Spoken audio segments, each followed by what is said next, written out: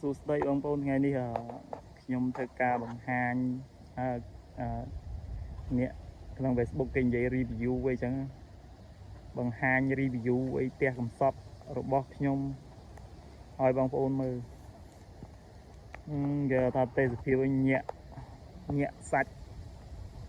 ទេគេថាញាក់សាច់ថឹកមកទាបងប្អូន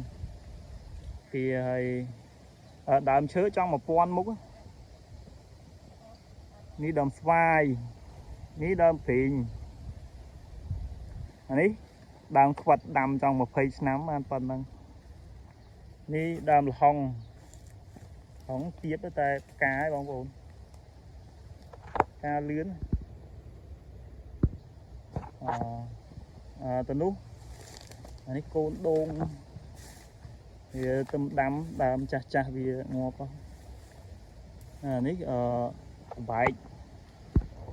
នេះបងប្អូនផ្លែតបែកសត្វទីឥឡូវយើងធ្វើការដើរទៅជុំវិញផ្ទះកំសត់របស់ខ្ញុំទេសភាពមើលឲ្យគឺថាញាក់សាច់អត់ទាស់ភ្នែកហ្មងអានេះដើមចេកអានេះគេហៅដើមកធូបអ្នកស្រែស្គាល់ដើមកធូបvàអ្នកអត់ស្រែគេថាទេសភាពញាក់សាច់មើលទាហៅទឹកបងប្អូន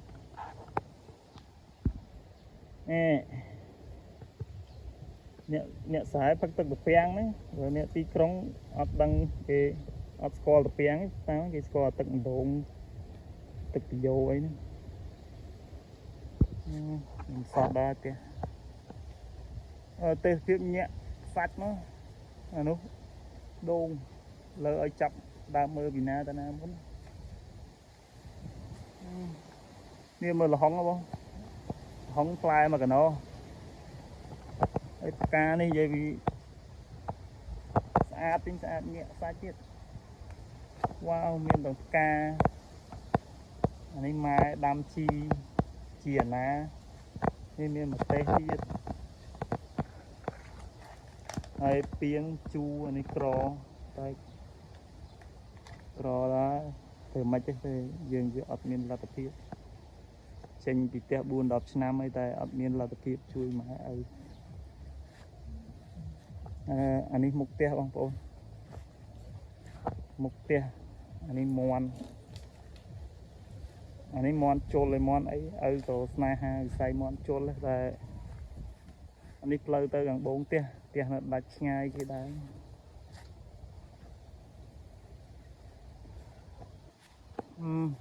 ផ្ទះបាំងធៀងដូងធៀងថ្នោតស្លឹកដូងអីនេះម៉ែដាំម្ទេសគាត់នៅត្នេក៏ធ្លាប់នៅអត់សុខទេនេះជីមញាអានេះគេហៅជីកាមក៏អត់មានកម្លាំងស្រោចទឹកទៀតដោយសារផ្ទះអត់មានម៉ូទ័រមានអីស្រោចដៃអានេះទៅខាងបងផ្ទះអានេះគេហៅដើមកធំថេតអានេះគេហៅបន្លែផ្អែមចង់100មុខអានេះដើមរុំអ្នកខ្លះស្គាល់ដើមរុំគេអ្នកទីក្រុងនេះដលងមីហើយអានោះអណងអូផ្លែអណងនេះផ្លែអណងវ៉ាវនោះសើផ្លែទេសភាពវិញបាច់និយាយមកនិយាយទេសភាពហើយមើលខ្យល់បក់ទៀតដល់ហើយជេកនេះចេញពីយង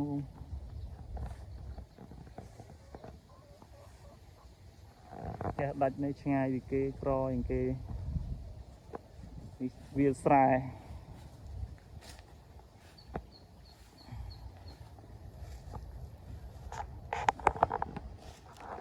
នេះផ្ទះគេខាងបងផ្ទះពីខាងជើងផ្ទះអត់មានផ្ទះទេ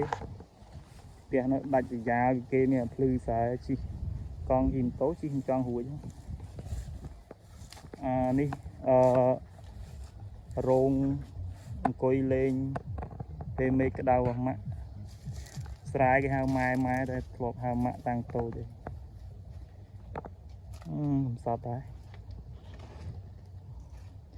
អានេះក្រោយផ្ទះមានក្រូចអែមហើយក្រូចឆ្មានិយាយផ្លែបាក់មេចោលបើប៉ុណ្ណឹងឲ្យថាមិនស្អាតទៀតក៏ថាផ្លែចង់បាក់មេនេះវ៉ាវផ្លែពេលខ្លះឲ្យគេអត់ស៊ីទៀតក្រូចនេះស៊ីបានតែម្ចាស់ខ្លួនឯងទៀតគេហៅក្រូចអែមមកផ្លែដល់កអូយ my god ផ្លែនេះឲ្យមើលមកជុំប្រយនេះចូលតាមព្រៃជែកទៅក្រោយផ្ទះប្រយអានេះបងស្អីនេះរោងមាន់នៅនេះមានពាងទឹកពាងចាស់ផ្សេងនេះបន្ទប់ទឹកឲ្យមើលបន្ទប់ទឹកលំដាប់ VIP នេះធុងទាឲ្យមើលធុងទាទៀតនៅលើធុងទាមានប្រយោងជែកទៀតលោអញ្ចឹងធុងទាតែអត់មានពងនេះទៅថយក្រោយវិញនេះក្រូចនេះដើមចាស់វាផ្លែផ្ដាំងាប់អូផ្លែយ៉ាងហ្នឹងមកអូដល់កឥឡូវយើងមកមើលនៅខាងផ្ទះនេះវិញអត់មានអីទេនេះចានឆ្នាំងចាស់កំសត់ម៉ែនៅនេះឲ្យមើលចក្រានដាំអស់ទេរាល់ថ្ងៃនេះជីវិតអ្នកក្រវាតែប៉ុណ្ណឹងឥឡូវយើងដើរមកជុំវិញវិឡារបស់យើងមកចេញមកវិញគឺដល់ពាងទឹកនេះវិញហើយនេះបងអង្គុយលេងមុខផ្ទះស្បមកអស់ហើយប៉ុណ្ណឹងបងប្អូនជិះឲ្យមើលកន្លែងដេក